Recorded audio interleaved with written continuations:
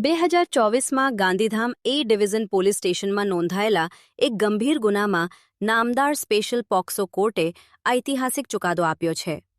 17 વર્ષની સગીર વયની દીકરીને લગ્નની લાલચ આપી અપહરણ કરી અને વારંવાર દુષ્કર્મ આચરનાર બોટાદના આરોપી જયદીપ સુરેશભાઈ ચૌહાણને કોર્ટે કસૂરવાર ઠેરવી 20 વર્ષની સખત કેદની સજા ફટકારી છે।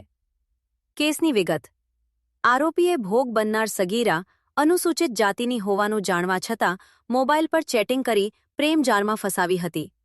નાયબ પોલીસ અધિક્ષક મુકેશ ચૌધરી દ્વારા સઘન તપાસ કરી ચાર્જશીટ રજૂ કરવામાં આવી હતી। સરકારી વકીલ શ્રી એસજી રાણાની ધારદાર દલીલો અને સચોટ પુરાવાઓને ધ્યાને રાખી સ્પેશિયલ જજ શ્રી એમ મેમણ સાહેબે આ ઐતિહાસિક સજા સંભળાવી છે।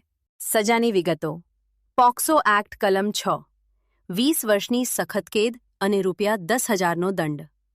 આઈપીસી કલમ 376, 2N, 10 વર્ષની સખત કેદ અને ₹10,000નો દંડ। આઈપીસી કલમ 366, 10 વર્ષની સાદી કેદ અને ₹10,000નો દંડ। આઈપીસી કલમ 363, 7 વર્ષની સાદી કેદ અને ₹10,000નો દંડ। જો આરોપી દંડ ન ભરે તો વધુ 3 માસની સજા ભોગવવાની રહેશે।